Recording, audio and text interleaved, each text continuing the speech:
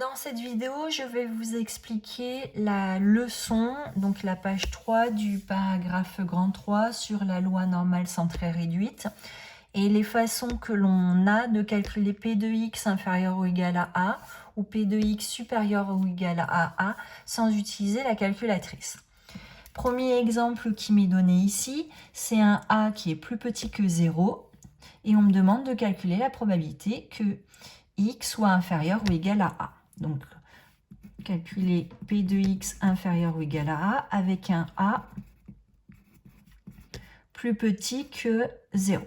Donc, on nous a symbolisé la situation. Donc, on a une courbe de Gauss en cloche qui admet comme axe de symétrie 0. Et mon nombre A, c'est un nombre négatif. Donc, sur l'axe des abscisses, je vais pouvoir le lire ici.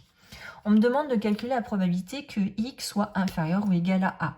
Autrement dit, on me demande de calculer l'aire de la zone ici que j'assure en gris. Comment je vais faire pour calculer l'aire de cette zone? Alors moi, je connais la probabilité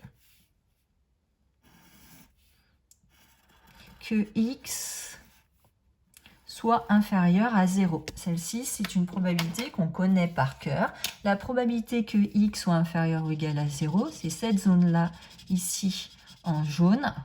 Je sais que la probabilité que x soit inférieur ou égal à 0, ça vaut 0,5. Donc, l'aire de la zone que j'ai assurée en jaune, elle vaut 0,5. Or, ce domaine jaune, si je peux le décomposer, il est constitué du domaine gris, qui est ici, et d'un domaine dans lequel je vais mettre des petites croix pour le... Voilà, donc le domaine gris, c'est le domaine qui m'intéresse. Donc l'aire de la zone grise, ça va être quoi? L'aire de la zone grise, c'est ce qu'on appelle P de x inférieur ou égal à A, c'est égal à toute l'aire de ma zone en jaune, c'est-à-dire 0,5, moins l'aire de la zone où j'ai mis des croix. L'aire de cette zone où j'ai mis des croix, c'est quoi? C'est un domaine qui est limité par 4 contraintes. La courbe représentative de f, l'axe des abscisses, x égale a et x égale 0. Et l'aire de ce domaine, c'est le nombre qu'on note, probabilité que x soit compris entre a et 0.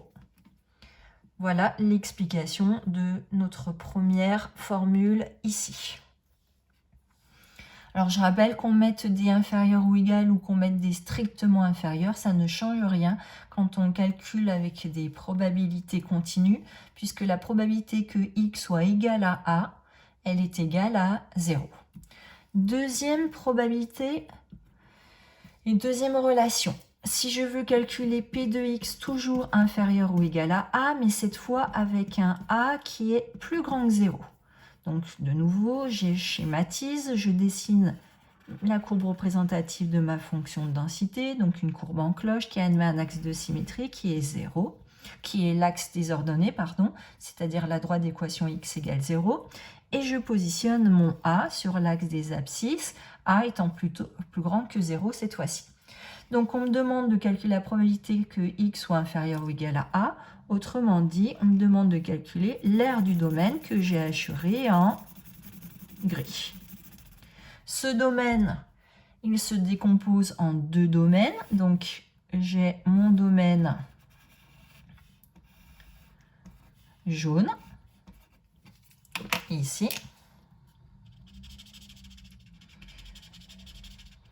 et mon domaine vert là. Donc l'aire du domaine gris, ça va être l'aire du domaine jaune plus l'aire du domaine vert.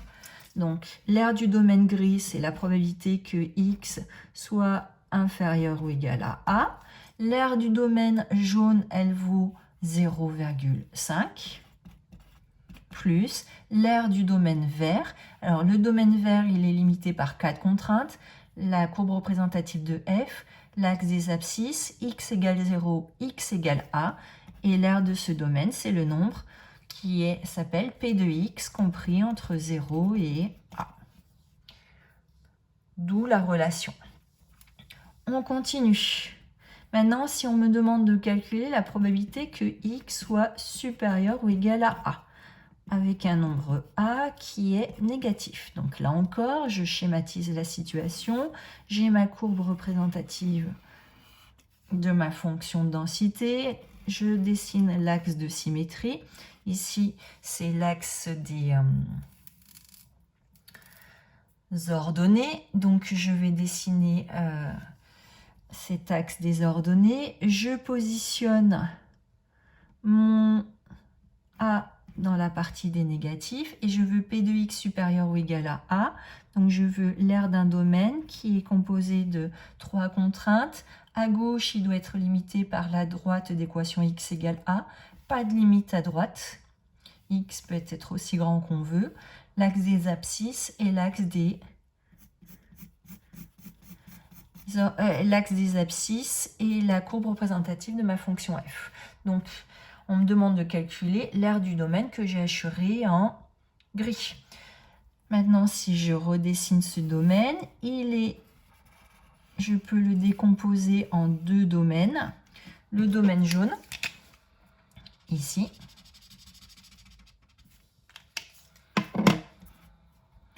et le domaine vert.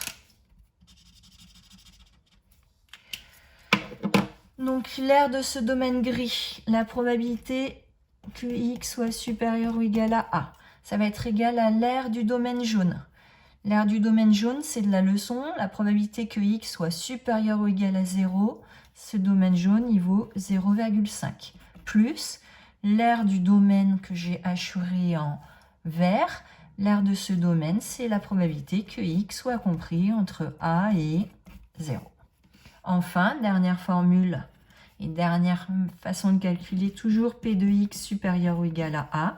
Cette fois, si le A, il est positif, donc pareil, je symbolise la situation. Donc je dessine ma courbe en cloche, je dessine son axe de symétrie qui est l'axe des ordonnées et je positionne le A.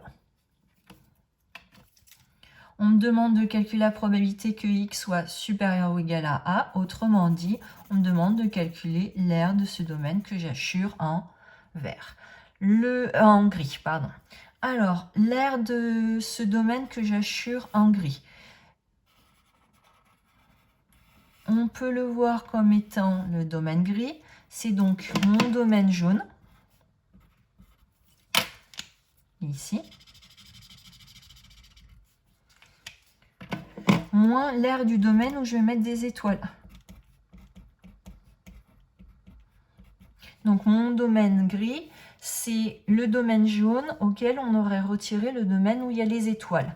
Donc l'aire du domaine gris, qui est P de x supérieur ou égal à A, ça va être l'aire du domaine jaune, c'est-à-dire 0,5, moins l'aire du domaine où il y a les étoiles, et l'aire du domaine où il y a les étoiles, c'est x, c'est la probabilité que x soit compris entre 0 et A.